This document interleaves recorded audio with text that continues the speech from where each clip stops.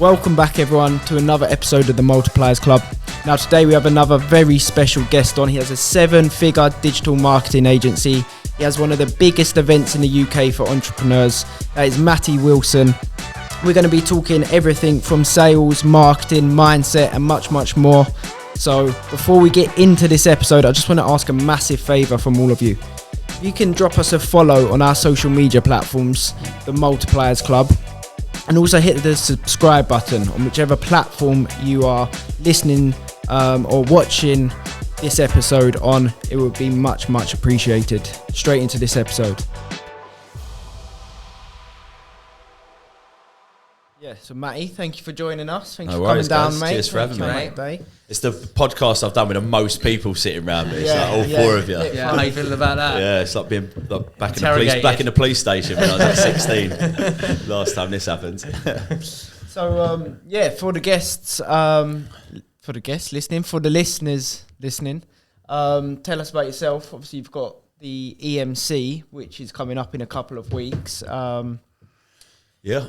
Got your marketing business. You've got lots going on. Yeah, my name's Matt Wilson. I run a marketing agency. I've been doing that now for about 4 years, I think. I've been in marketing now for over a decade. You know, I've been doing it a long time. Fell in love with it just over 10 years ago. Run a company, ended up running someone's company after I was marketing manager for them. Run that for a couple of years. That was a seminar company.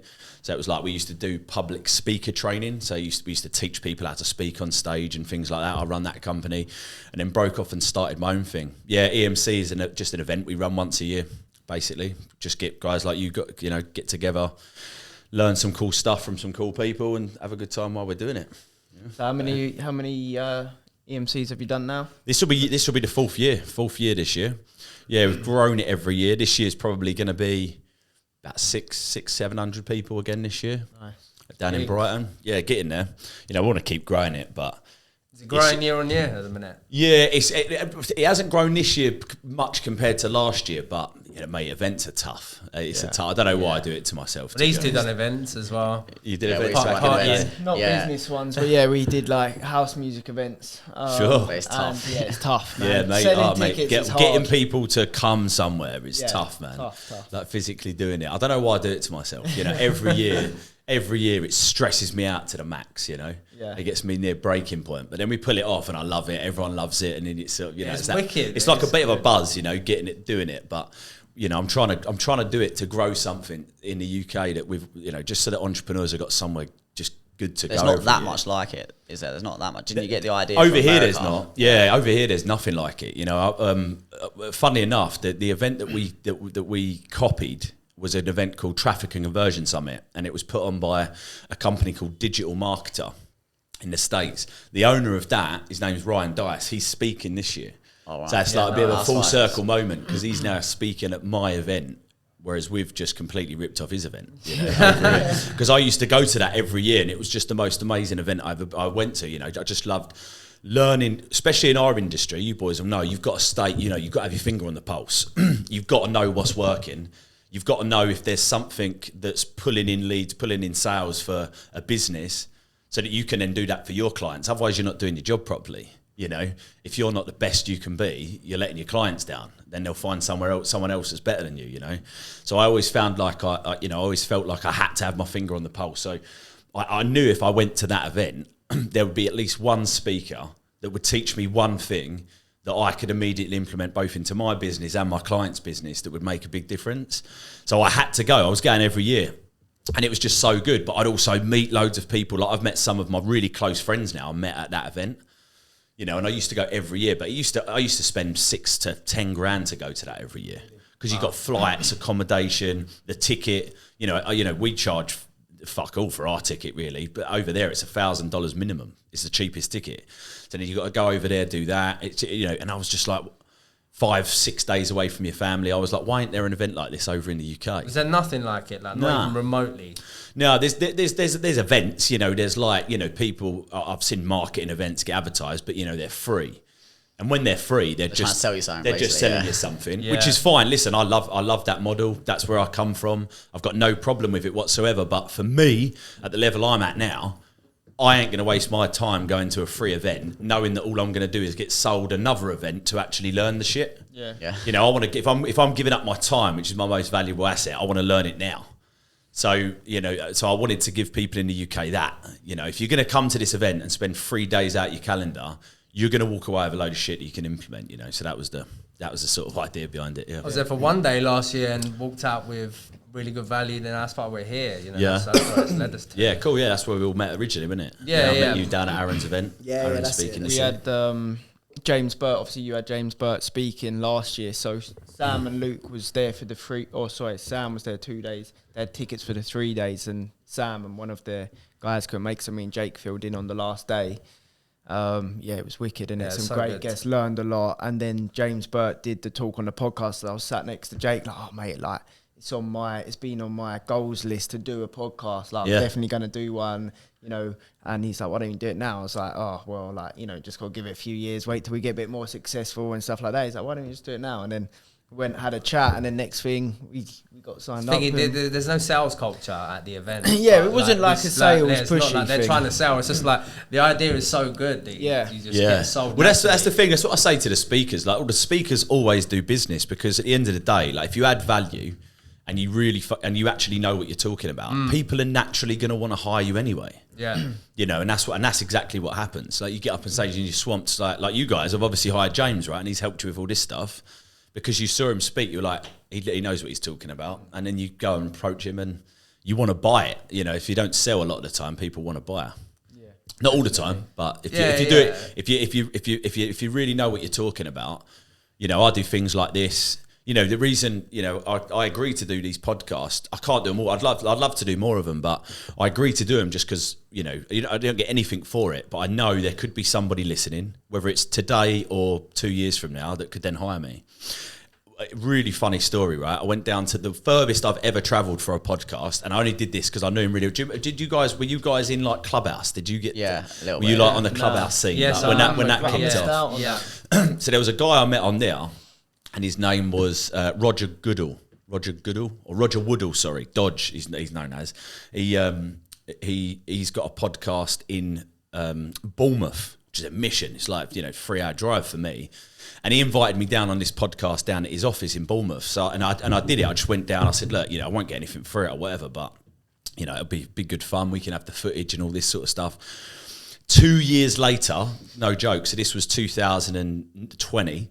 So 2 years later, last year, we got a call into the office, straight into the office, from a company called Learn Direct Careers, who are one of the biggest e-learning platforms on the planet. They're now our biggest client. Crazy. And they heard me on that podcast. Oh, really? To the point where they called up and they said, we want to hire you. There was no debate. They weren't inquiring. They was like, yeah, we want to hire you. Because they'd heard me on that podcast. Mental. So like things like this always pay off, you know. But content's great. Putting out this sort of stuff's always good for you guys as well, because as it grows, you'll just have so much stuff out there, you know. And the more people listen to you, the more people will want to buy from you. Yeah, it's crazy. I think we didn't expect it to get as many views as it does. Like, it's mainly the short form clips, really. Yeah. But they, like, I think over 500,000 views, and we've only done like 12, 13 episodes now. And you think that's just forever going to be there. And then, let alone the podcast. Like, we didn't release a podcast for like 2 months, unfortunately, just due to technical issues. Yeah. But the previous podcast was still getting downloads every week. Like, when I show these boys the stats, and then still getting hundreds of downloads. Like, really? What? We haven't even released anything. So short form content, short form is what's going to get you the awareness. So that will be like where people sort of like, because you'll get a lot of reach with that, and they'll watch it. You won't generate fans or subscribers or anything like that, but it will generate the awareness so that then they go and do that.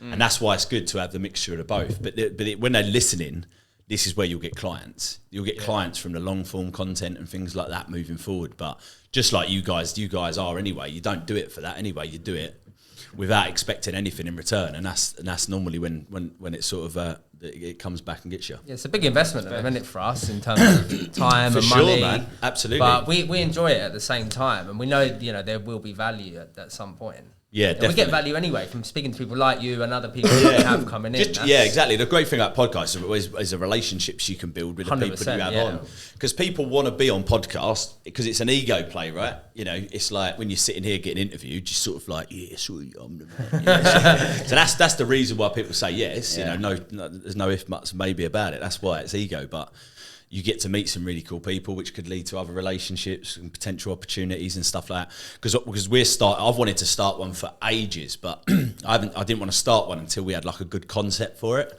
So we're actually starting one now. We've got, James's mate Paul, partner Paul. Paul Abercrombie. Yeah, so his team are actually fitting out our studio today. Actually, really? Yeah, so they're fitting it out. Not at my office. It's at one of my good friend and mentor's place in his like, you know, garden studio thing that he's got. We're building it there, and then once a week we're going to do a podcast. Yeah. What's the concept? What's the concept? Then? Yeah. So it's called We're going to call it Mentored, and the whole concept is like, you know, I'm sort of, you know, striving to be up here. This guy is already like, you know, worth hundreds of millions. I learn a lot from him. One of my clients as well, good friend, but we have such a laugh. You know, we've been traveling together. You know, all this sort of stuff. He's 48, I think, so he's like older than me, and it's going to be that dynamic of mentee and mentor.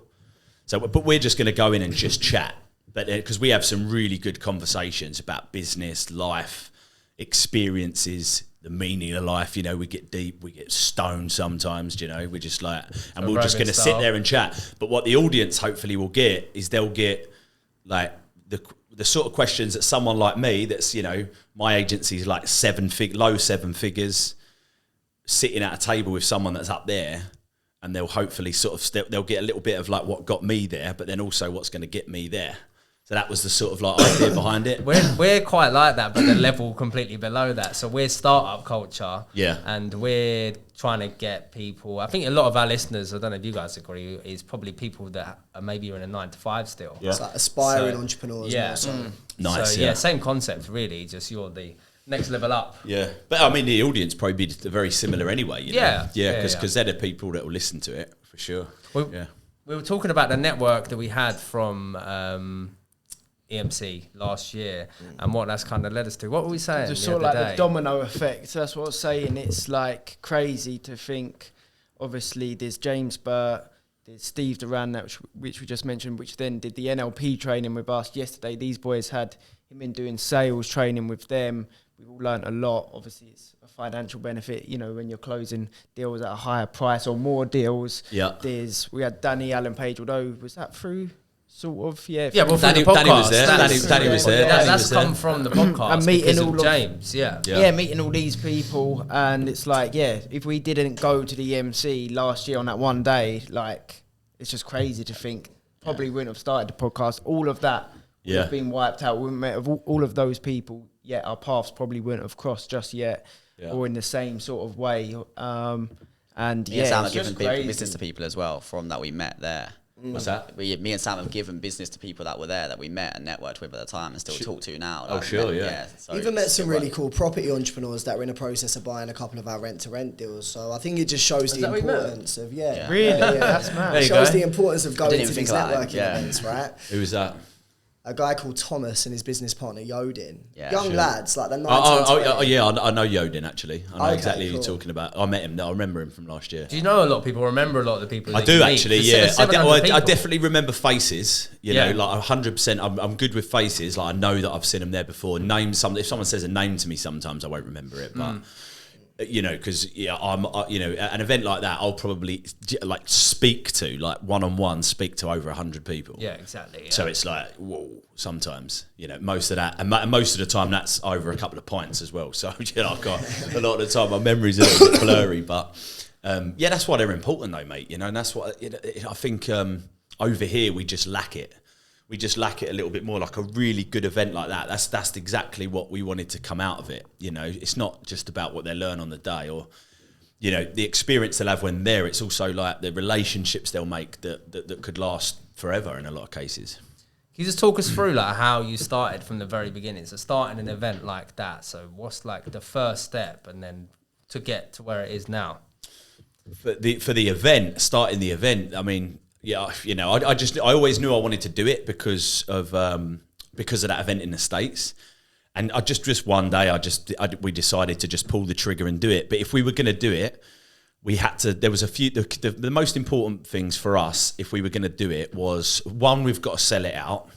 So we've got to make sure that, because the first year you do it, no one knows what the event is or anything like that. They don't know why they should. Well. It's hard to get people to pay for an event the first time you do it, because you haven't got promo footage, you've not got like photos, you've got no proof. Yeah. So the first year is just me. Personal brand. Is literally just me saying this event's going to be great, and then it's like, and you're going out. So the first year we set a target of 250 people. We said we get 250. I reckon we can get 250 paying, you know, an average of 300 quid or whatever it is. Let's just do that one. Forget the money, because, you know, an event like this where you're not selling at the event, it's very difficult to make work. You can once it's a certain size, but, you know, we knew in the early stages we were going to not make money or potentially even lose money, but we were okay with that, because again, we was building it. It's a long-term goal. We want to get it to, you know, 1,500, 2,000 people. That's what we want, because then it will make some decent money as well, so business-wise. But, you know, to get there, if we wanted to, you know, do a hop, skip and a jump to get there, we would have had to risk too much. It would have cost near enough £1 million at that sort of size is what it would have cost. So we would have had to risk that to potentially, you know, it not being able to pull it off. So the goal was just start small, be patient and just build it over time. So, yeah, set a goal for 250 people. I did a couple of ads. You know, there was like an ad of me on the roller coaster while I was filming that in Brighton on the pier. You know, just a couple of like just crazy ads to get a bit of attention. Obviously, we hit up our list, our clients, things like that. Managed to pull it off. And then the goal then is, once they're there, is just to make it so good that they then come back. Because if you can get a compounding audience, it makes it really easy to grow then, because you've got 30-40% of the buyers are from last year. You know, like you boys come last year, you're coming this year. Yep. You know, same, you know, sort of like that. It's that sort of concept. So that was the idea behind it. We bought the ticket for this year at the event. Day, yeah. Because it was that good. Yeah. It was that good. Yeah, exactly. There's so much value for money is like, unreal. 150, 200 quid, wherever it may be. Yeah. Like, if you don't make that back, then you ain't been listening. Yeah, exactly. You know, like most, but you know, cheapest ticket this year was like 245 quid, I think. It's like since it's been on sale, you know, during the marketing period. And yeah, for 3 days, it's like 80 quid. It's ridiculous. You know? Yeah. So that's how we started the event, and then we just went from there, man. But it's tough, you know. It's like it's just we've had so many roadblocks in the way. The first one was 2 weeks before lockdown, so that was scary, because at one point we weren't going to do the event. Like, we was like, this could, you know, the hotel, everyone was like, it's the first lockdown. It's the first. Well, yeah, because. So we started doing it about 3-4 weeks before the event. We got a phone call from some woman saying, "Yeah, I'm not coming now because of this COVID thing." We didn't even have a clue what it was. We was like, "What?" At this point, there was one case in the UK. We was like, "What is this?" And then we got another call, and we was like, "What is going on?" So we had loads of people. They didn't want a refund. They couldn't get a refund, but they weren't coming anyway. And we was like, "It's got to be, what's going on?" So we all then started shitting ourselves. We were like, "What?" We took to the hotel. Yeah, there's a good chance that the government are going to say you can't do this event. Which would have busted us, you know, because that, you know, we were sort of like first ever event. Yeah, well, we would have if the event got cancelled, we would have had to refund everyone, because it ain't their fault. You know, them saying they don't want to come is their fault. But if we cancel the event, that's our fault. So we'd have to refund everyone. You know, all of this sort of stuff. We was like, oh no. And then luckily they didn't put us into lockdown. We did the event. We only had, from the 260 odd tickets we sold, we only had about 180 to show up. So loads of people didn't come. And then 2 weeks later, we was in lockdown. So it was like, we just got away with that one, you know. Last year, yeah, promoting it was quite difficult. Last year, it was a lot more expensive because we went bigger. Like did a big jump last year. We went from 350 people to 850 last year. Well, sold 850. And so the venue size was bigger, the costs were bigger, so that was scary. Then we had Stephen Bartlett drop out the night before he was supposed to speak. That was bad, because then I had to literally get up in the morning and tell everyone that the one of the speakers they come to see weren't speaking. That was fucking scary, man. I remember you going on stage thinking like, Oh, mate. Yeah, you was emotional. Well, of course I was. Yeah, mate, of course I was. Like, Yeah. I'd let everyone down. It's my responsibility. You know, forget Stephen. It might be his fault, but it's my responsibility because I promoted an event with his name on it. You know, it ain't the audience fault he dropped out the night before. It's not your fault either, though. Yeah, it's not, but it's my responsibility, though. And there's a difference there, isn't there? So, like, I had to get up and tell everyone and own it. And it was a scary thing. 'Cause it wasn't, you know, before, it was just that I didn't want everyone to just remember that of the event. Is that what's going through your head? All that was going through my head was the rep of the event. I didn't want people leaving and that being the talking point. That was what I was gutted about. Mate, there's so much value there. Yeah, no, you know, I got, you know, people cheered and stuff like that, and no one seemed to be that bothered. But if you look at 2 or 3 of the 1 or 2 star reviews we've got, you know, I think it's like 4.8 star on Trustpilot or whatever, but if you look at the few 1 or 2 stars, it is because of that. Yeah, of course it is. But that's, you know, but the replacement, but rightly so. Yeah, rightly so. The replacement. We had a guy the other day who was talking to my team. He come last year, brought something to give to Stephen. You know, and he literally said to the boys, "Yeah, I felt let down last year. I spent money, didn't get to see Stephen." So, you know, it affected the business definitely. Yeah. I guess that's some big shoes to fill as well, right, for Stephen Bartlett. But apparently, I wasn't there that day, but these boys said the replacement for Stephen Bartlett was wicked. Yeah, James Sinclair, my man, shout out to him. Check him out on YouTube. He's got an amazing YouTube channel that's blowing up right now. He spoke the day before, but he said, look, he'll get up and just fill that spot. And he said, I'll blow him away with some really cool shit, you know. And he did. He got up and just, absolutely last blew him away. minute. It was actually really, really last good. minute. Yeah, he's such a, you know, he's just such a successful, clever entrepreneur. You know, he's like a real business owner. You know, it's funny as well. Like, he's a good. Oh yeah, we used to be a clown. He used to be a clown. He used to be a clown. That's it. So he used to be a clown. Yeah, his company. Well, one of his companies is called like Party Man or something like that. Still, because he one of his businesses, the niche is. I don't know what to say, like soft plays and things like that, right? So he's gone from being a clown at parties and things like that when he was younger, running that business, to sort of evolving that into, he's got like farms in Essex, like kids' farms. Tries to relate the businesses to each other. Yeah, exactly. Many, but they're all related in some kind of way. Ice cream, teddy bears. Yeah, there you go. Yeah, he just bought Rossi ice cream. Yeah, he's really cool, man. So. Nice. So I know you've also got a very successful marketing agency, which is a massive interest to me and Luke, because obviously, as you know, we've got a marketing agency too. Yeah. Could you talk to us briefly about the journey to 7 figures? Because a lot of agencies, they struggle to get to 6, but never really bust past the 6.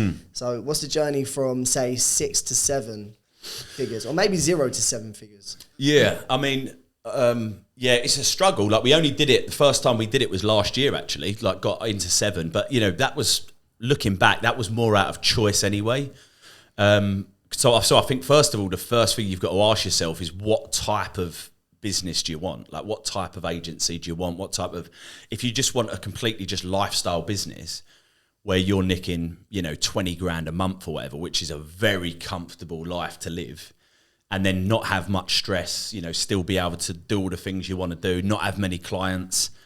then that's fine, because that effectively will still be just a 6-figure agency. But, you know, you'll be doing really well at that stage. If you want to go past that, you know, and you want to get into the sort of 7-figure realm, the way I look at that is, it's better because you'll have enough profit then to also build some wealth as well. Do you know what I mean? Like, rather than a lifestyle, 20 grand a month or whatever, you'll be doing all right. You'll have a nice house, you'll have a nice car.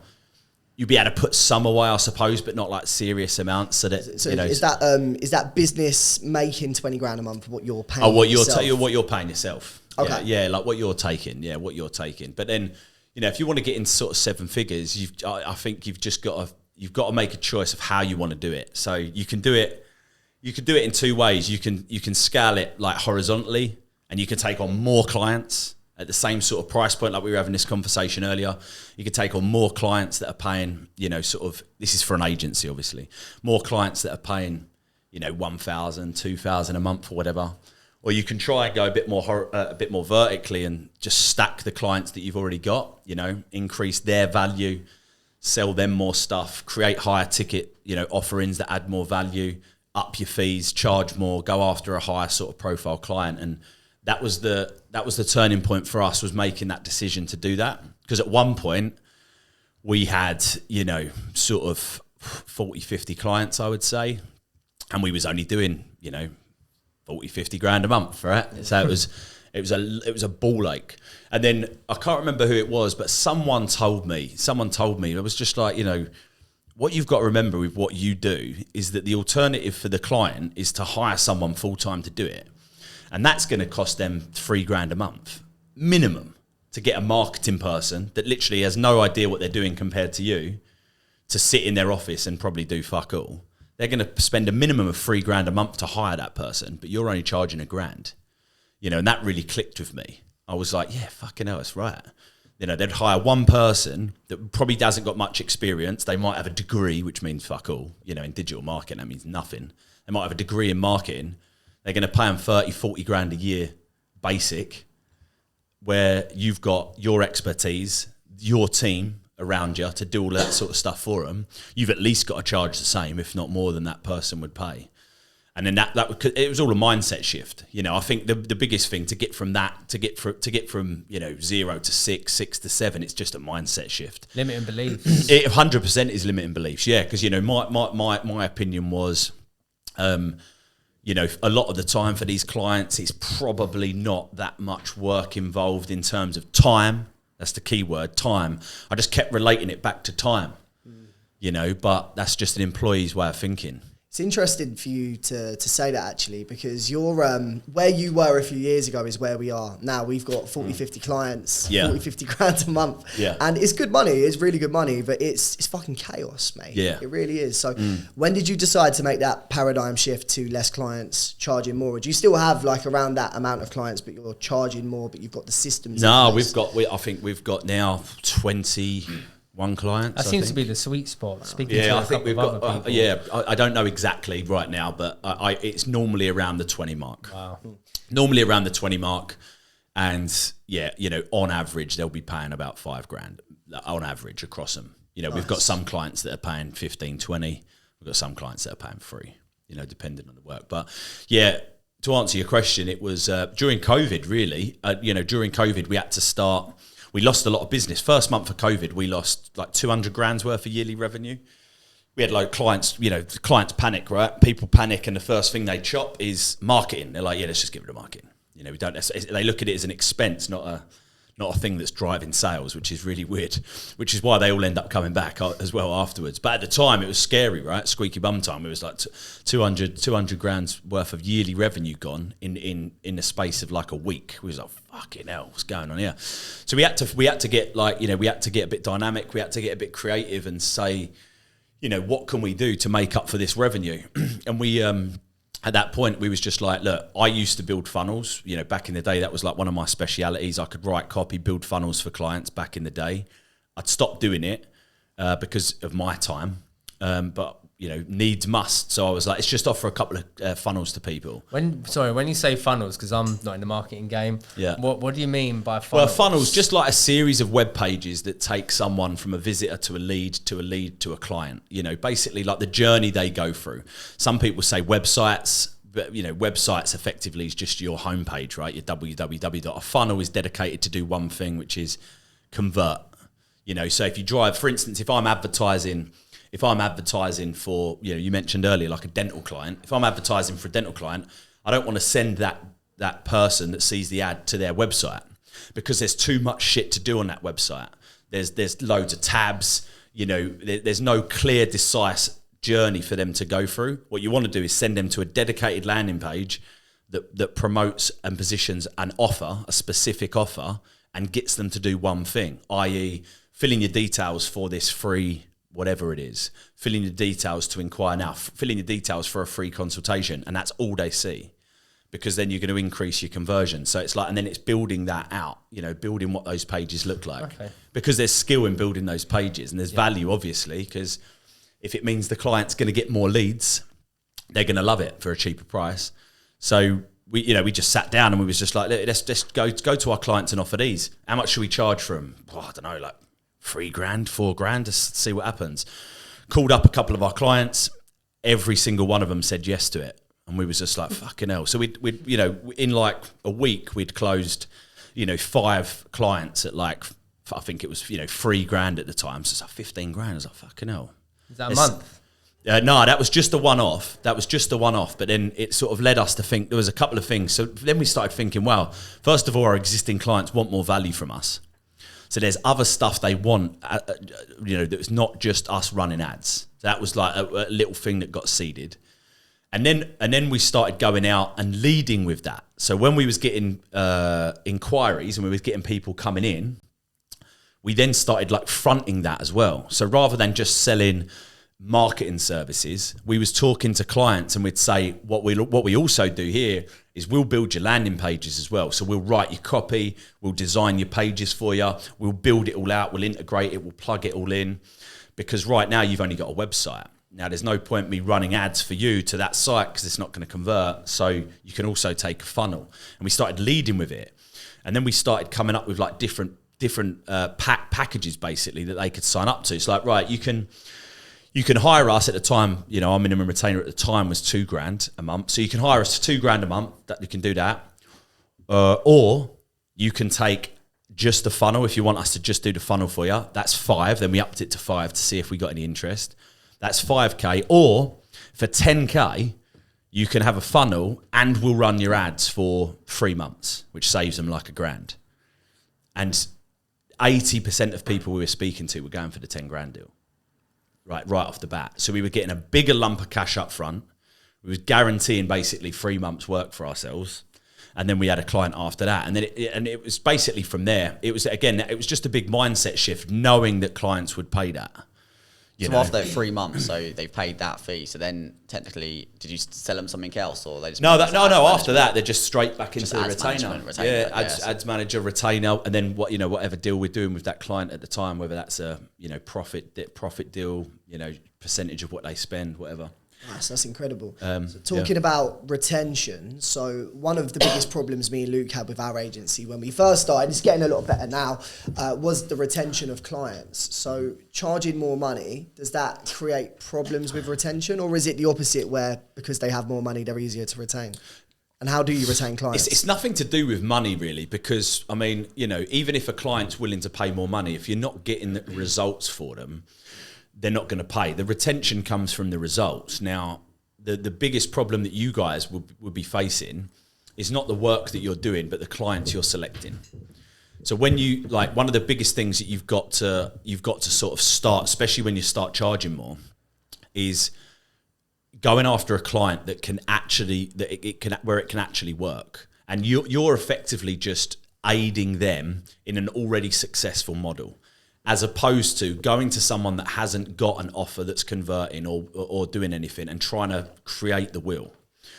So it's being more selective with your clients. So for example, if a client comes to me and they say, yeah, I've, I don't know, they've got this new product to sell. They think it's going to be great. I say, okay, cool.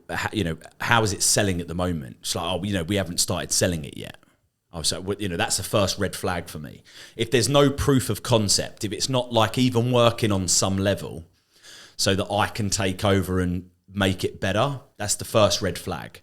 So I'd want to see proof of concept. If they want lead gen from you, which you probably do a lot of lead gen for clients, I'd want to know that what the leads that I'm generating, where they're going, I want to know that part converts as well. So I'd want to really look at their closing percentage, their average order value.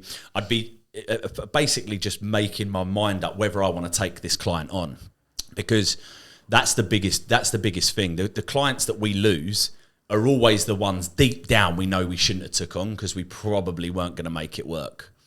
And it's just minimizing those ones really, because it's very, very easy to do that. They're the ones that are in the most need, right? But the problem is, if they're in the most need, they're the most needy as well.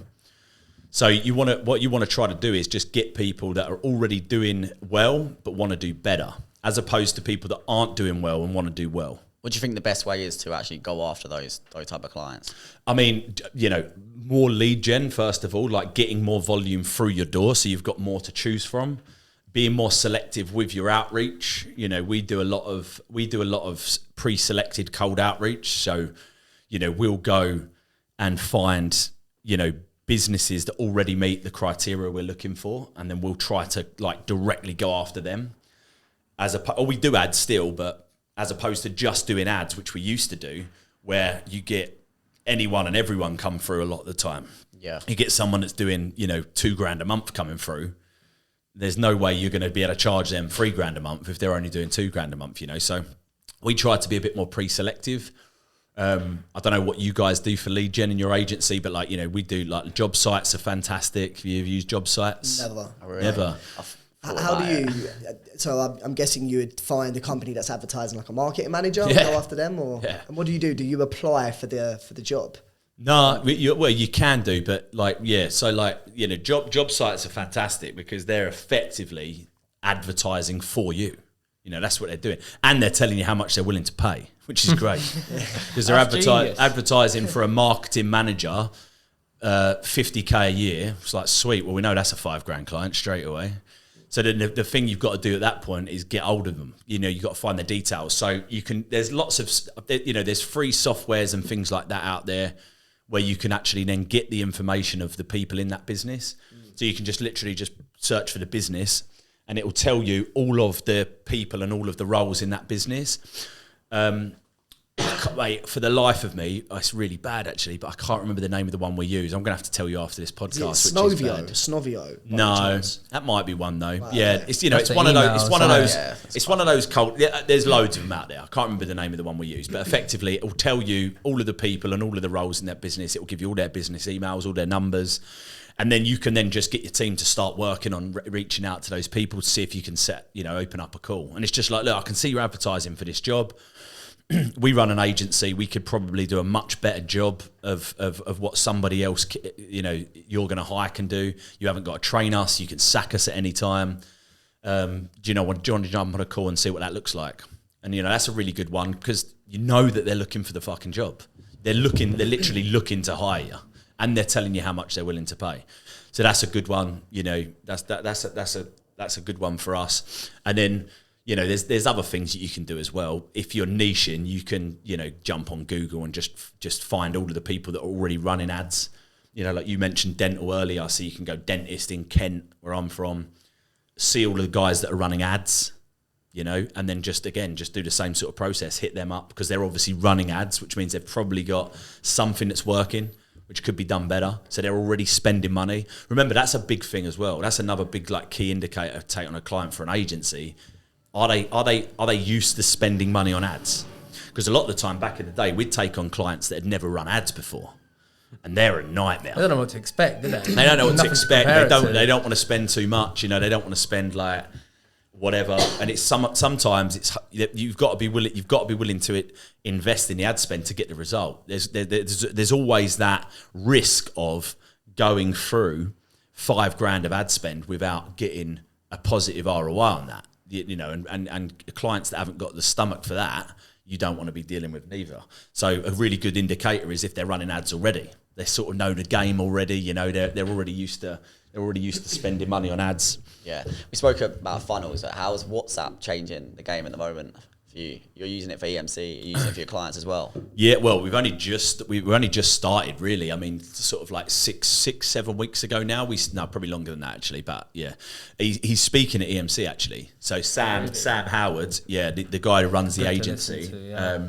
He's on the last day, and I got him to speak on it because again, I know it enough now to be able to sell it to clients, but I don't really know it enough to teach you guys how to sort of do it. But it's what's great about WhatsApp, especially for like lead gen. Funnily enough, yes, I told you I spoke to a dental client yesterday. That's what it was about. Oh wow! It was about setting up WhatsApp for them because they've got a chatbot on their site, but they want to go straight from an ad to WhatsApp. So yeah, effectively, it's just a way now where you can basically plug WhatsApp into an API, which means you could plug it into any form anywhere. A lead form on Facebook can now be plugged into a WhatsApp conversation. The beautiful thing about that is that you're engaging your audience in a conversation straight away. One of the hardest things to do is to, when you capture a lead, is to then fucking get hold of that lead. That's what a lot of clients face, right? But the psychology behind it is they're seeing an ad, they're filling in a form on Facebook, which takes, 30 seconds. And then they're seeing a little thank you page that says, yeah, thanks, we'll be in touch, or thanks, we've sent you the thing via email. But then they're back on Facebook. They're on Facebook, they're distracted. You're out of their mind now. Or the client's out of their mind now. You've forgotten. So the goal, as soon as you capture a lead, the goal is to, what I call like trust timer psychology. It's to increase the time on their brand trust timer. I believe that like everyone has a brand's trust timer in their brain. It's this little clock. Just imagine like a little clock that starts ticking whenever you start interacting with a brand. Whenever you start, or you're seeing someone speak, for example. Good example was this with James. Your James Burt trust timer started ticking when you started seeing him speak. You saw him speak for 45 minutes. That's a lot of time to get on someone's trust timer. You trust him enough now to approach him. Then you probably spoke to him for half an hour, maybe had a couple of calls. Your James Burt trust timer was probably 2 hours before you made the decision to invest in him. Every person has a different limit of when they're ready to buy, and it's all related to time. It's all related to an interaction with that brand. People don't know this. Like, it's a bit of a secret psychology, but when you know it, you can start doing things to purposely push it forward. The reason why podcasts are great is because it's long form content. People will listen to you or listen to me speaking on a podcast for half hour, 45 minutes, enough to be like, yeah, he knows what he's talking about. We're going to get in touch. It's just all about time. So when you're thinking about lead gen, remember that, because like your clients, and it's the same thing, people say the leads are rubbish. The leads aren't qualified. It's nothing to do with that. Like a big argument in you boys do Facebook ads, yeah? As well, right? Yeah, great. So lead gen, we just do lead gen, right? So a big thing for like Facebook ads, and back in the day was lead forms, right? For those of you guys that are listening, don't know what lead form is. You click on an ad, the form pops up in Facebook. These started getting a bad rep because they're cheaper. Always cost less to get a lead on a lead form. So loads of agencies and loads of people doing lead gen started using lead forms. But then no one was converting on the back end. The client was saying the leads are bad quality. And then everyone was like, oh yeah, it's probably because they're cheaper, right? Facebook are just giving us shit of leads. It's nothing to do with that. The person is exactly the same that sees an ad, likes it enough to click on it, fill in a form on Facebook. That person's exactly the same who would see it, like it enough to click on the button, go to your website, because they don't know where they're going, right? They'd go to your website, they'd read some copy, maybe watch a video, they'd like watch some testimonials, read some reviews that you've put on your site. They're off of Facebook, they're less distracted. They then manually fill in their details. They've taken longer to interact with you and make a decision to give you their information than clicking a button on Facebook, clicking a button to submit their pre-populated details, finishing, and then they're back on Facebook. That journey takes 20 seconds. So the person's the same. It's just that the agency or the client, the business, hasn't done a good enough job to then engage them once they've captured them. Because you capture a lead easy. Capturing a lead's easy. But then getting them to be engaged and remember who you are is the next big struggle. So the goal always, when advertising, the goal is try to get the lead as cheap as you can, but then immediately engage them as aggressively as you can. So like an example of WhatsApp, going back to our original point, when they fill in this form now on Facebook, I get a cheaper lead because I'm using a lead form. If you're using lead forms, you get a cheaper lead. And by the way, the leads aren't cheaper because you're using a lead form and Facebook are giving you shit people. They're cheaper because you're keeping them on Facebook. So Facebook just don't charge you as much. That's the reason. That's the only reason. Facebook don't charge you. They probably charge you 50% less to capture a lead on their platform, as opposed to taking their user away from them, stealing their user, which is how they look at it, and then capturing a lead on your site. They charge you less. The person's the fucking same, but they're charging you less. So you can capture a lead on Facebook, and then immediately that person can get a message on WhatsApp. And you then start engaging them, automated to start with, so you can ask them pre-populated questions, get them to engage. Have you been to EMC before? Yes, yeah, this is pretty cool. Little video from me, little voice note from me. I thought that was good, the voice note, because it feels like, obviously we know marketing, so we know that obviously you've done that age ago, but that person listening right there, they probably think you've sent it. Sent a little voice that you could send voice note, you could send files, so you can just engage them, right? So then again, but the most important thing is they're off Facebook now. They're on their phone on WhatsApp. They're not on Facebook. So they're not distracted. They're not going to get I have their attention now, which is the hardest thing to do in marketing, is to grab someone's attention and keep it. So now you've captured the lead, you can engage them. They'll remember that more. You can get them to do stuff in WhatsApp now. Same thing as if you're capturing a lead on your site. As soon as you've captured that lead, you've got to get them to do something else. You've got to grab their attention and get them to do the next thing, because that's the only time you're ever going to have them. As soon as they click away, that 90% of the time they're gone forever. So while you've captured them, while you've got their attention, you've got to keep them engaged. And so the guy, what is it? Sorry, so this guy's got an agency, or he's going to be teaching us how to do this ourselves at the EMC. Yeah, exactly. He's just basically he helped he helped develop the software. It's called WATI. The software, the actual software that they're using is called WATI. Yeah, WATI. I think .io or .ai or something like that. But so he's got, he's invested in the software, so he teaches people how to use that. But mate, it's so cheap. It's like 98 quid a month or whatever. Really? Yeah, that's going to be a game changer. That's fucking. Yeah, it's cool. But it's cool because it's just the psychology. It's the psychology that matters. Like marketing, 90% psychology. I've studied human psychology, human behaviour 10 times more than I've studied marketing. That's where all my attention's been over the last 10 years, is studying that. What's some of like the books or people you listen to, or? Mate, there's loads. Tony Robbins obviously is the best at it. I've listened to everything he's ever put out, because he's just a master of that. Really what makes people tick, what makes people do what they do, and all that sort of stuff. But there's other amazing books, like one of the best books on it, I would say, that you can relate to marketing is called Predictably Irrational by Dan Ariely. That's a sick book. That teaches you some really cool stuff. Again, because he just does loads of experiments in that. So he'll do loads of experiments where, he'll see what people will do. Just like, he'll have. It was one of them which was really cool. I used to use this to sell the power of free in marketing. Like how good it is to go out with some sort of free offer just to get people's attention. He used to prove the point, the power of free. He had, in a big shopping mall, he had 2 bowls of chocolate. One was like a Hershey's Kiss, and then the other one was like a Lindt, sort of like chocolate. One was shit chocolate, one was good chocolate, basically. And the expensive chocolate was, 10 cent, and then the cheap one was 1 cent. And then he did a test, and like 90% of people went for the expensive one. And the second test he did, he made that free. And then he made this one 9 cent. So he dropped them both by a cent.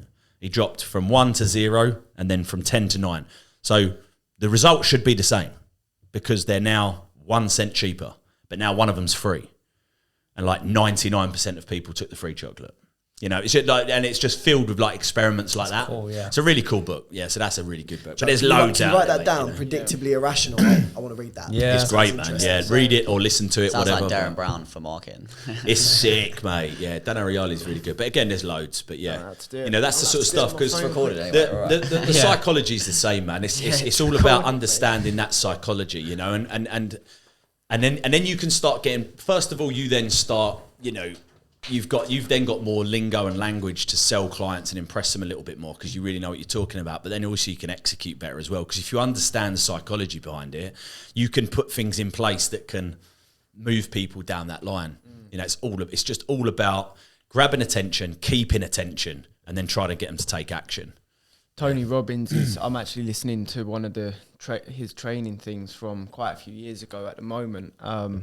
Obviously we did the NLP, neuro-linguistic programming, the other week. Tony Robbins is heavy on that as well, similar sort of stuff. So he's a master. I've been enjoying it. It's what program is it? Can you remember? It's Steve Duran sent it to us. It's just I've got a Google Drive thing. It's like quite a blurry like audio thing, but it's cool. I listen to it like on the way. Yeah, man, I've been listening to him for years. I'd probably know a lot of his stuff off by heart. We should trust time with him.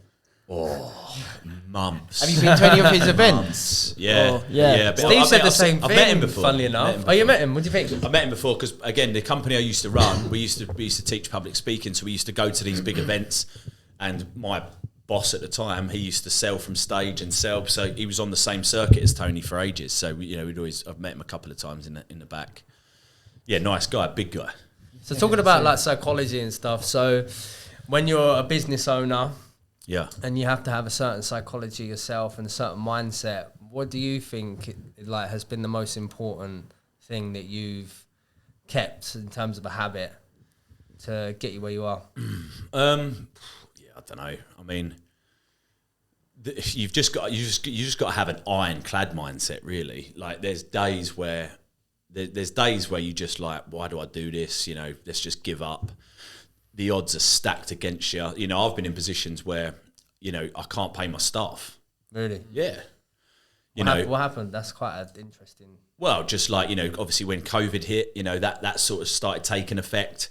When you've got a team like, my overheads are like, well, now they're a bit higher. My overheads are sort of like, 45 grand. I've got to make 45 grand before I make a penny just to keep the lights on, So if things like that happen where you lose 200 grand in a month, it can get a little bit tough, right? It gets a little bit tight. So, there's been times where that's happened, or well, definitely where I haven't paid myself because I've had to pay my staff. I mean, I always ended up paying my staff, but there was times when I thought I couldn't. Yeah. Like, it's like, I don't know how I'm going to pay my staff this month. There's been, obviously I don't take money. That's the easiest thing to do, but it's just like, but still it's not good. And at those points, at those moments, the pressure stacks up. You feel like a failure. You feel like, why are you doing this? It's just it's a roller coaster. Being an entrepreneur, being a business owner is a proper roller coaster. It's always 2-3 months like it's going great. 2-3 months, fucking hell, this is shit. 2-3 months going great. 2-3 months going Sounds shit. familiar. And the problem is, right? The problem is, like, a lot of people can't handle that. They can't handle that roller coaster. They want to go to safety. They want to sit down and watch the roller coaster go around as opposed to being on it. So you've got to have the mindset, and you've just got to have the constant belief that you can do it. So otherwise, you just quit, because you want to quit lots. You want to quit. There's always that voice where you want to quit. Always, it's always in there, especially when times are tough. It's like, mate, just might as well give up. Why are we doing this for? And all that sort of stuff. You've just got to have the belief in your brain enough to push through those moments. Otherwise, you will give up. So that's the thing, really. But I did so much work on myself and my mind, and Tony Robbins and all that sort of stuff in the early stages. My mindset's just ironclad now. The pressure that I get under sometimes with, like EMC is a good example. The cost of that stack up, and you're 200 grand in a hole, and it's like, bloody hell, how are we going to get through this? That sort of pressure really builds up, and it would definitely break most people. 100% it would. But because I studied all that stuff, and my inner voice is so strong, all of the disbeliefs and limiting beliefs that come into my brain, I just immediately squash. They come in because they're never gonna stop. Everyone is always going to have a voice that tells them to quit, that tells them they're not good enough, that tells them that but everyone's got it. The difference is, for most people that, do bits, when that voice comes in, they immediately squash it. They don't let it grow. They don't give it life and let that become louder than the other voice that's in their head. I always talk about that, there being like two voices in people's heads. The way because I try to picture it, I'm a very visual person, so I try to picture it visually, anything I'm thinking about. And I always picture it as two guys. There's two guys. If you're a girl, it's two girls, whatever. There's two guys in your head, always. There's a guy that's got your best interests at heart, and there's a guy that's got your worst interests at heart. But sometimes they disguise each other, right? So that normally, for most people, especially coming from, normal backgrounds like and I'm sure you guys come from, it's always, the bad voice is always way bigger, because we've got all of these beliefs about, what life should be like. You've got to get a job, you've got to, work really hard, time for money, retire, do all of this sort of stuff. Yeah, people from where you come from can't do that. You can't run a business. You've never been to business school. You've never been to university. All of this sort of stuff's there. And that's what this guy is saying. And then there's another voice that's really fucking small. And this guy, he's a big guy. He looks like Arnold Schwarzenegger. And you've got this little Danny DeVito looking guy who's like, yeah, you should start a business, I mean, and he's there and you can hear him, but he's only every now and then he sort of whispers. And then he's like, yeah, you could get in shape, you could have big muscles and all that. But he's very tiny. And the other guy's, yeah, fuck that, mate, sit on the couch, He's like bigger, he's louder, and he's controlling you. what you have to do over time is you have to start listening to that. He's there, and this, by the way, this is called your subconscious. This guy is your subconscious. This guy is the one that's like telling you all the stuff you really should do. He's telling you the real reason why you're not doing shit. This guy's lying to you. Yeah, you're not going to the gym because you're busy. The other guy is saying, no, it's because you're lazy. But you can't hear him. Most people can't hear him. This is also called self-awareness, being aware of what your subconscious is saying. So if you start listening to that guy more, if you start listening to him, am I going because I'm lazy? Yeah.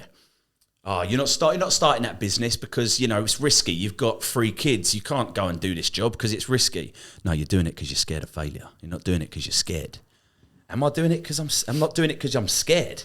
And then because when you start listening to it, it pisses you off because you're like, hold up, am I really not doing this because I'm scared of failure? That's bollocks. Fuck it, I'm going to do it then. Because if that's the real reason, which it is, then I'm not having that. I'm going to do it. And then you start doing things. You start doing things because you're listening to this tiny guy. So then he gets a tiny bit stronger. This guy gets a tiny bit smaller. And over time, you build this guy up. So he's the monster. He's the big guy in your head.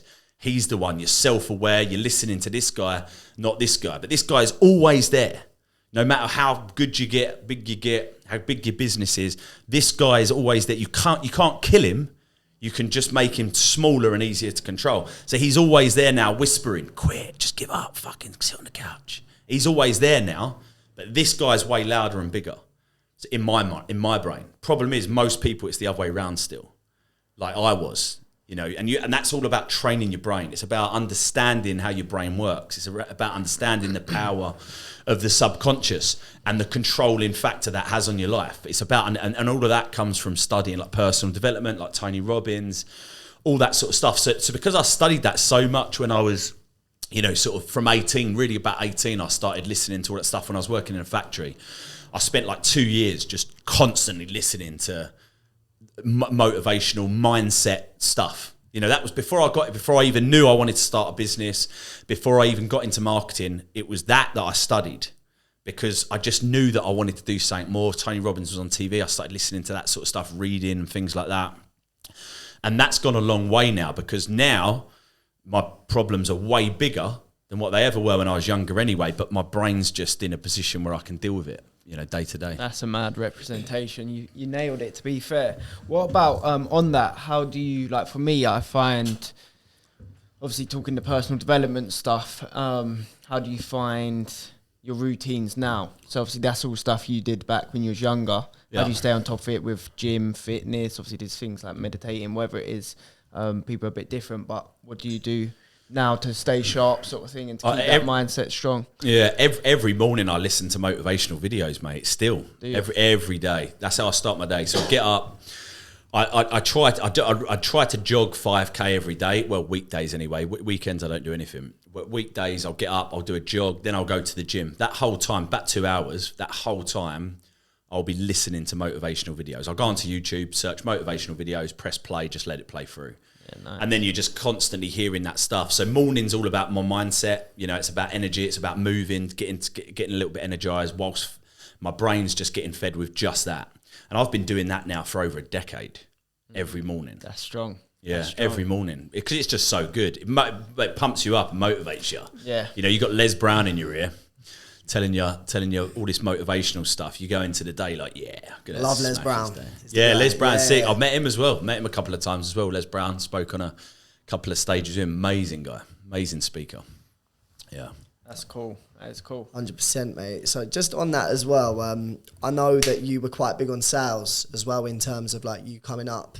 How important would you say it is for people to master sales? Because a lot of people think sales is a dirty word, right? But yeah. It's not. It's actually, it's helping people if you sell it at the service as others, not at the expense. So let's talk a little bit about sales in an ethical way and how important it's been for you. Yeah, I mean, you know, it was my first journey really from the factory. The first thing I did, I knew I wanted to start a business. I didn't have a clue what business or anything like that or anything about business. But one thing that I kept learning, like I was in the factory for like 2 years and I was constantly listening to all of this stuff, you know, about like I was. When you say he's in the factory, what do you mean? Sorry. I used to work in a factory. So when I was 18, I worked in a factory with my old man, with my dad.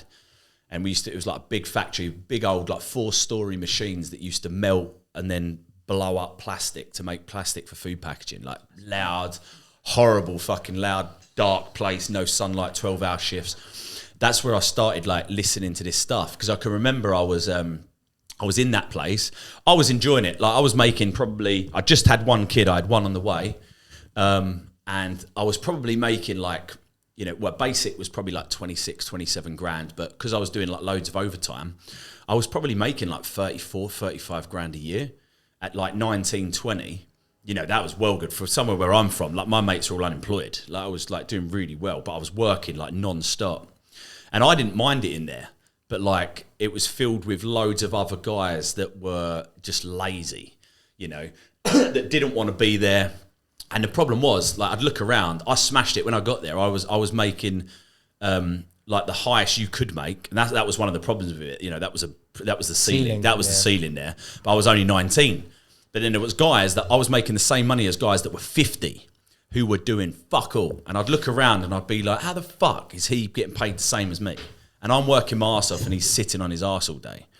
And that's the biggest problem with normal fucking jobs, in my opinion. They're not performance-based like sales is, right? They're not performance-based. If you work 10 times harder than this guy, you ain't making this. How's that fair? You know, and I'd look around, and it started jarring me out a little bit. But again, I was still enjoying it, blah, blah, blah. And I remember going into the smoking booth. This is before the smoking ban. This is like pre-2007, right? They had a smoking booth in there. I went in there surrounded by a load of guys, and they was all in there bitching. And all they were doing was moaning about the place. It was like, this place is shit, mate. This place, that place. Moaning about the, you know, the bosses and all of this sort of stuff. And because I hate moaners and complainers, man. And I just asked a question. I was just like, I remember his name. His name was Dave. And I was like, Dave, how long have you been here? And this was a turning point in my life, this conversation. I said, Dave, how long have you been here? And he looked at me and he was like, 35 years now. Like this guy was like 55. He's been there since he was 20. And he's been there 35 years, bruv. That's wow. And I can remember that slapping me round the face, because first of all, he's on the same money as I am. And I'm 19 or 20, I think I was. Secondly, he's still here bitching about it. And I was like, I am never going to be that guy. Yeah. I am never going to get to a point in my life where I'm bitching and moaning about my circumstance and never doing anything about it. If I ever get to a stage where I'm unhappy for whatever reason, or I want more, or I want a different job, I'll just leave. Just leave and fight and say, why are you still here? Like, if it's that bad, why are you still here? Because it's comfortable. Because I'm too scared to try anything else. That's the real reason, right? So it was at that point, that's when I started getting into all that sort of like mindset-y stuff. And I can remember, you know, just reading my first book. I never read a book at that point. You know, I'd read a book, and it was called Rich Dad, Poor Dad was the first one. One of my mates gave it to me. He was like a little bit sort of like entrepreneurial. He gave me it. Everyone's first one. Everyone's, yeah. It just blew my mind, that book. And then it was, and then I read Think and Grow Rich. And then I started listening to audios, listening to Tony Robbins. Really funny story. Like in the factory, we had to wear earplugs. You had to wear them. You get in a lot of trouble if you didn't have earplugs in. And they were orange and blue, these earplugs. Like the wire was like orange, and then the plugs were like orange and blue. So because we were working 12-hour shifts, you know, I wanted to feed my mum with as much stuff as possible. I had an iPod at the time. This is like, you know, pre-iPhone. This is iPod days. And I painted, took me about 2 hours. I painted my iPod headphones orange and blue so that I could walk around this factory for 12 hours just listening to shit. For years I did that. And anyway, back to your point. I just wanted to set up the story. But back to your point, one thing that kept coming up in everything I was listening to, you know, was business, investing, all this sort of stuff. So I was like, okay, yeah, and that planted the seed that I wanted to do that. But one thing that kept coming up was the most important skill you can learn. I heard it from Branson, Robbins, all of these guys I was listening to, all at one point said the same thing. There's one skill you've got to master if you want to be successful in business, and that's how to sell. It just kept coming up. And at this time, I thought, again, like sales was a bit of a dirty word, right? Well, the guys that call you up and cold call you and knock on your door and all this sort of stuff. But it just kept coming up. So I then went down my second rabbit hole from like mindset and motivation. My second rabbit hole became selling and sales. So again, while I was in the factory, I started reading everything I could get my hands on about selling. I started listening to everything I could illegally download on the internet about selling. You know, Psychology of Selling by Brian Tracy. I probably listened to that 50 times. Started listening on how to do it. And it got to the point where I'd listened to so many hours and read so many hours worth of books on selling and things like that. I believed that I could do it. And I was like, I'm going to start looking for a sales job. Fuck it.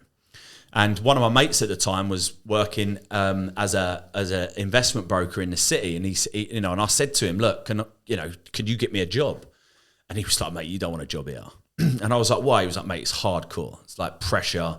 Your basic's only going to be 12 grand. It's hardcore environment and all this sort of stuff. Yeah, I was like, mate, I've got to do it. I know it enough, but I now need to actually do it. I need to get the skills and actually do it. Knowing it's one thing, doing it's another, right? I've got to practice. And he got me an interview and, got the job. And it was 12 grand basic. And again, just before that, obviously, I had to tell my missus, who was pregnant with our second kid, I had to tell like my mum and everyone that I'm leaving this job, which is 33, 34 grand a year, to go get a job in London, where there's more cost involved in getting there, which pays 12 grand basic. And that conversation did not go down well anywhere. Like, my missus was like, what are you fucking mad? You can't do that. What are you talking about 12 grand? They just see the basic. I see, well, yeah, but I could potentially earn 50, 80, 100. That's what I saw, because I believed I could sort of do it. My mum and dad, everyone was sort of like advising against it. My nan and granddad cried when I told them. Like, they actually was in tears. It was so awkward, man. They just started crying. I was like, what are you crying for? Because I was so worried. It was like, you've got a mortgage, you've got a kid, you've got one on the way, you've got a great job with a great career. Yeah, there's 33 grand, you're leaving it for 12 grand. Why are you risking this? And all this sort of stuff. And like, again, that's a classic thing, right? The voices inside your head were telling me, should I listen to these people? But then the other little voice at the time was like, no, you can do it, you can do it. So I just had to just not listen to them and start and just start selling. And it was like one of the best educations I ever had, because, I looked at it as an advantage. I had an advantage over everyone else. I had to make it work. Everyone else was like my age, but none of them had a fucking mortgage. None of them had a kid and one on the way. That's for sure. I was the only nutter that did that. So I had to make it work. And yeah, went in and smashed it. No one had made a sale in their first month, because minimum thing we were selling was like 10 grand. No one had done that. I did that. By month 3, they had me training the salespeople. Sick. Because again, because I was getting results, but more importantly, because I'd studied it so much, I knew it from a level where I could teach it. Wow. Because no one else had. They just turn up and they're like, yeah, teach me how to sell. Where I'd read it so much, listened to so much stuff, I could sort of teach people on it as well. And that's when I got into marketing there, because I started the leads we were calling were so shit, man. Like, there was literally just, it was brutal cold calling. I don't know where they got the leads from. The qualification of these leads was they have a bank account, probably. Right? That was it. We were just calling people that had a bank account, probably, and trying to sell them. It's fucking hard. And then one day I was just like, I asked the manager at the time. I was like, how much do you pay for these? Because I just assumed they were free. I assumed that we were just calling the phone book or whatever, right? But then I found out, no, they pay for leads. I was like, they pay for these leads. So I asked the manager, I was like, how much do you pay for leads? And he was like, well, it works out roughly like, 3-5 quid a lead, a name on that list. And I worked it out. I was like, I'm calling 200. There's 30 guys in here. So you're spending like 10,000, 20,000 a day on these leads, basically. Like, they're spending a lot of money. I was like, there's got to be a better way to do this, because these are dog shit. Like, no, they don't want to hear from us. They're like, who the fuck are you? They're hanging up on us. There's got to be a better way. So then I went down my third rabbit hole of learning, which was, right, how do you get leads? What are leads? Like, literally one of my Google searches were like, what are leads? Because I didn't even know that a lead to me was just a word I'd heard in the sales floor. And then started marketing. You can capture it, you can do this, you can run Google ads. At the time, that's all there was. So I started like learning all I could about Google ads. I was like, this is fucking interesting. You can get them to actually give you their information. So they want to be called. That's interesting. So then I pitched my manager at the time. I said, look, mate, you're spending like however much on leads every month. I was like, I've learned this thing. It's called Google ads. We can like run ads on Google for people that are actually searching for this stuff. If they're searching for, invest my money, we can show them an ad and get them to like give us their information. He was like, what? He was like, that sounds like a load of shit. What are you talking about? I was like, well, look, why don't you give me £1,000? Let me test it. Give me £1,000. Give me £1,000 to test it. Because I'm just thinking, if I can get better leads, I'm going to make more money. That's all I'm thinking.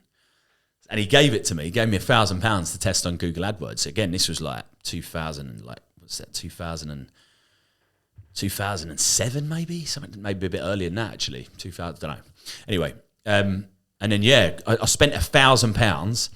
I ended up generating, I think, because again, this is back in this early days of Google, so that was well cheap. But I believe I generated them about 300 leads, something like that.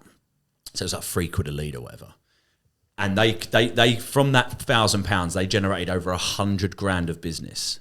I can't remember what it was. It was probably more than that. It was probably like 150 or something like that, right? Blew them away. Like, because this was like new to this industry that we was in. Like, they didn't know about Google Ads, right? So it just blew them away. It was like, what the fuck did you do? Where'd you get these people from? I was like, yeah, I'll run this little ad and I'll send it to this place. Got them to give us their information and then we call them up like that, you know. So this like wet behind the ears kids. And then, so then they had me doing all of their marketing. And again, because going back to your original question, I know this is the longest winded answer ever, but your original question was like the importance of sales. In marketing, it's so important as well. The reason I'm a great marketer is because I was great at selling and I understand selling, because if you think about it, marketing is just an evolution of sales. Sales is one-on-one. Marketing is one-to-many. Marketing is pre-selling. It's moving people to a sale. So if you can understand sales first, you know what they want. You know what's needed for the person to be there. So your marketing can do that before they get there.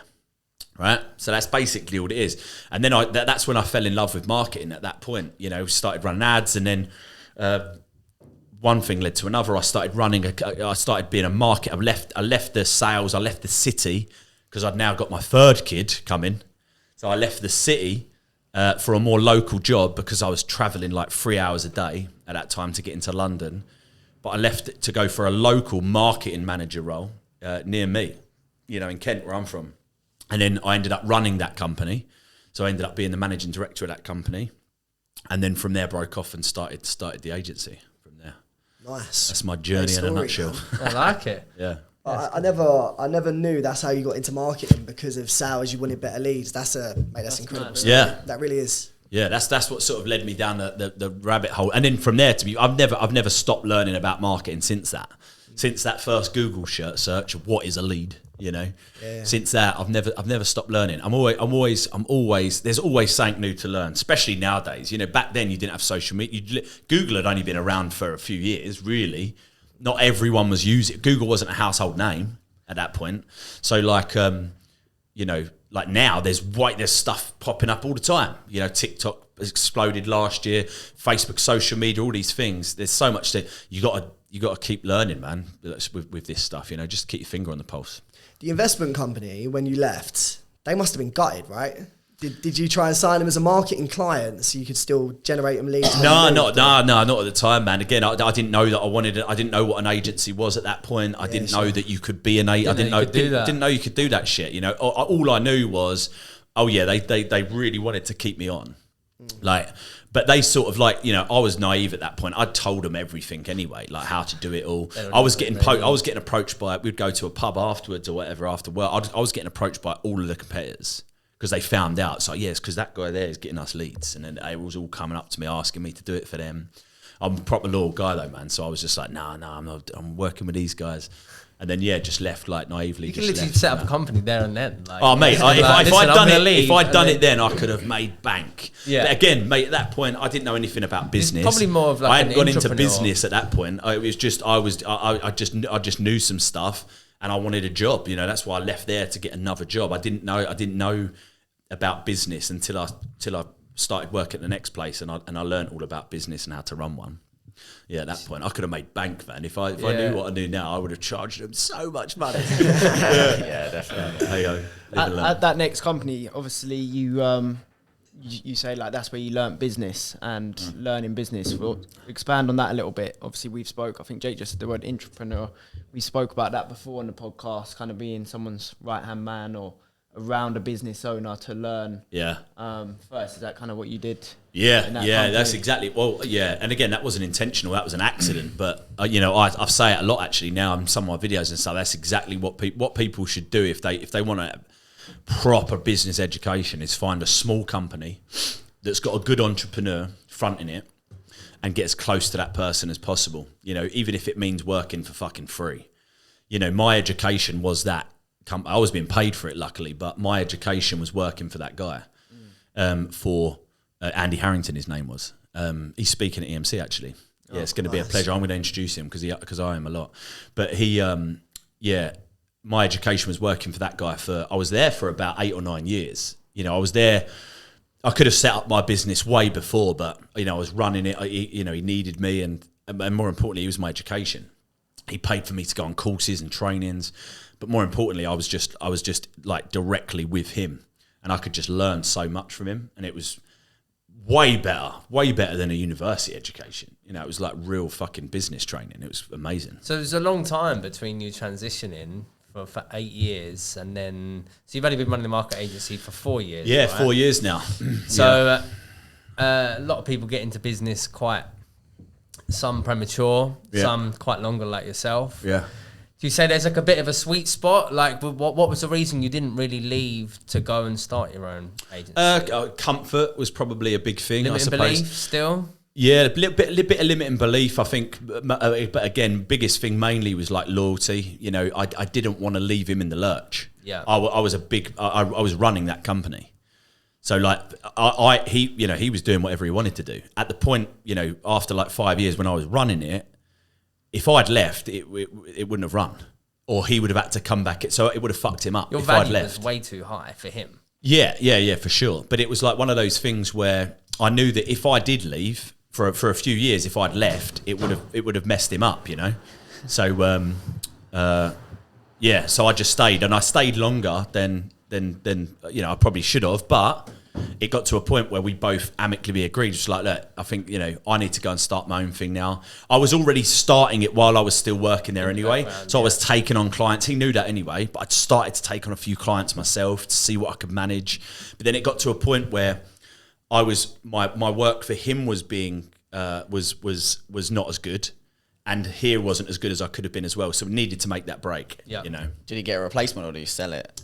No, he stepped back in. He stepped back in and started doing more of it. But then, I'd been for years. I'd been nurturing his son, and sort of like basically he was like my apprentice. Yeah, I was mentoring him for a while, and then he sort of like took over the What's he going to be chatting about at EMC?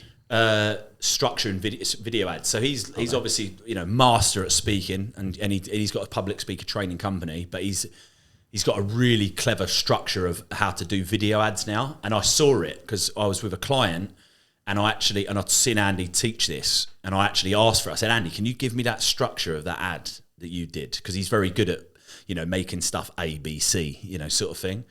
So I took it to a client and they loved it. And I was like, mate, could you teach that at EMC?